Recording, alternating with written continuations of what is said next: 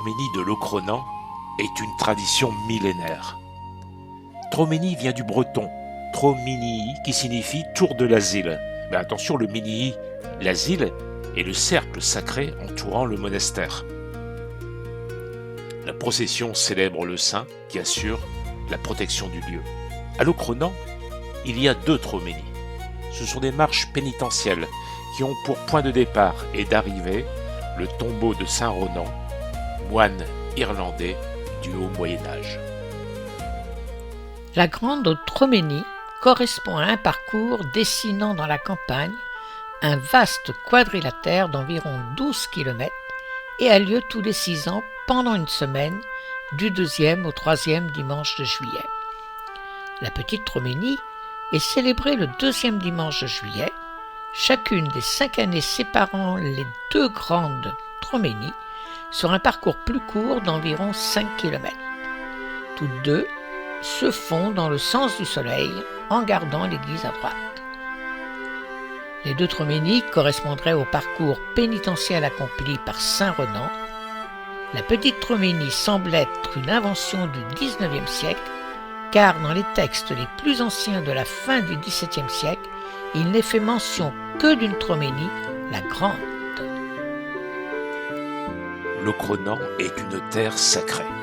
Locronan fait partie du pays glazique, sur le flanc nord-ouest de la montagne, avec 285 mètres d'altitude. C'est l'un des points les plus élevés du massif des montagnes noires. De la fin du Moyen-Âge à la Renaissance, Locronan connaît une prospérité économique remarquable, grâce à l'industrie du chanvre.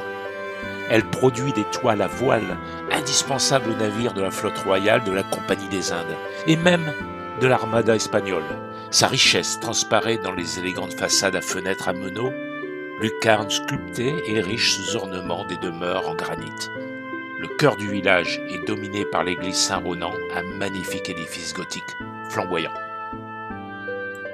Son nom signifie Loch Ronan, le lieu de Ronan. C'est un évêque irlandais, Saint Ronan, venu au Xe siècle évangéliser la Cornouaille. Il s'installe sur un ancien lieu sacré celte, accomplit des miracles, avant que son tombeau ne devienne l'objet d'un pèlerinage fervent. Dans la chapelle du Péniti, accolée à l'église Saint-Ronan, on accède au tombeau de Saint-Ronan, un cénotaphe entouré d'anges sculptés. Mais quelle est sa véritable origine ? On parle donc d'une origine celtique. La procession autour d'un lieu sacré de gauche à droite en suivant la marche du soleil est un usage d'origine païenne. Les 12 stations de la Grande Troménie ont dû remplacer des piliers idoles. Un sanctuaire, plus précisément un lieu sacré dans une forêt, peut-être une clairière de forme circulaire ayant pour voûte le ciel, l'arc du ciel. L'un des témoins les plus évidents de cette superposition de cultes serait, d'après lui, une pierre énorme de 13 mètres de tour, de 1,60 m de haut, connue sous le nom d'origine païenne, la Jument Blanche. La montagne de Locronan a été choisie parce qu'elle est à la jonction des grandes failles de Bretagne. Elle est particulièrement chargée en énergie tellurique. Et la géométrie utilisée serait un rituel pour apaiser les énergies, reprenant exactement le tracé du ciel astronomique trouvé à Dendera en Égypte, ou l'exemple le plus manifeste d'une célébration qui prolonge l'ancienne fête celtique de Lugh.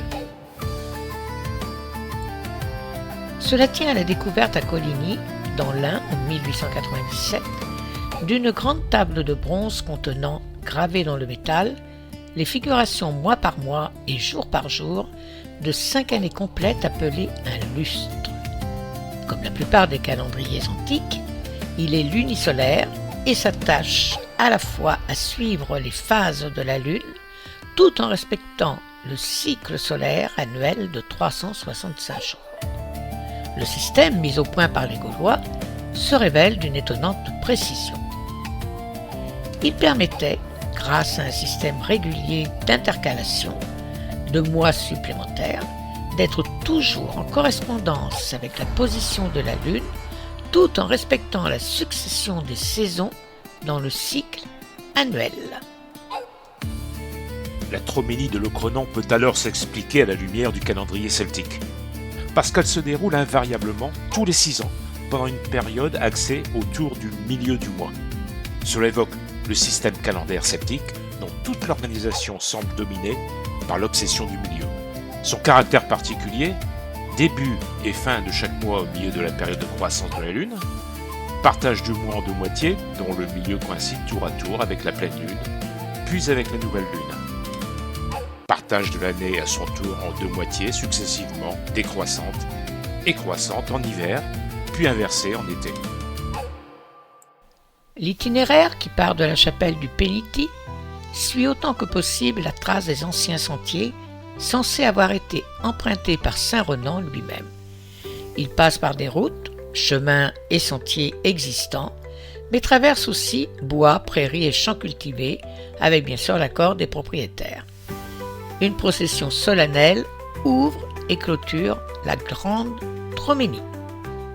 Dans le porche apparaissent les vénérables bannières et la procession s'organise. Des tambours et des fifres donnent le signal du départ.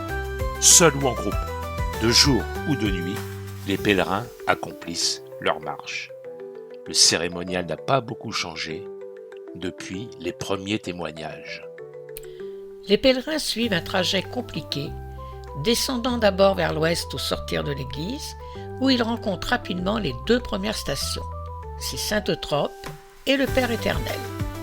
La voie sacrée comprend 12 stations et 44 posoirs fleuris, constitués de huttes de branchages recouvertes de draps blancs et abritant des statues venant de Locronan et des paroisses voisines. Ensuite, à travers une lande, on parvient enfin à l'énorme bloc de pierre de 13 mètres de tour, surnommé, comme je vous l'ai dit, la jument de pierre, ou appelée aussi chaise de Saint-Renan. Le patrimoine architectural de Locronan a été préservé.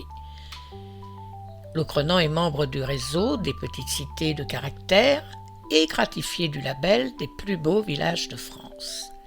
Locronan a attiré de nombreux cinéastes depuis les années 1920. Parmi les films marquants, Tess de Polanski en 1979, Chouan de Philippe de Broca en 1987 ou Un long dimanche de fiançailles de Jean-Pierre Jeunet en 2003.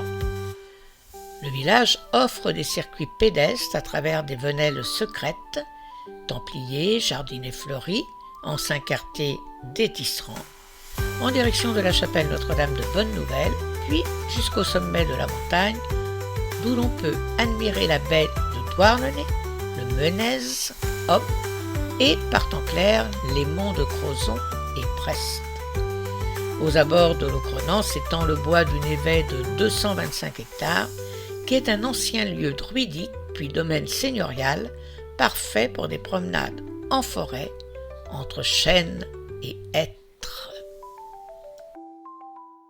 Locronan est aussi un centre d'artisanat. C'est le tissage, la poterie, la savonnerie, le travail du cuir, sans oublier les commerces gourmands, la biscuiterie et les conserves marines. Et bien entendu, en vous promenant à travers les ruelles de Locronan, vous pouvez déguster un délicieux Queen Amman. Offrez-vous ce péché mignon et croquez la Bretagne à pleines dents.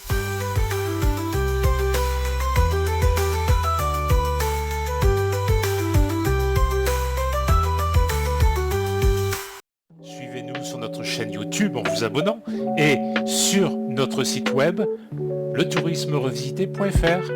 Merci d'avance pour de nouvelles aventures.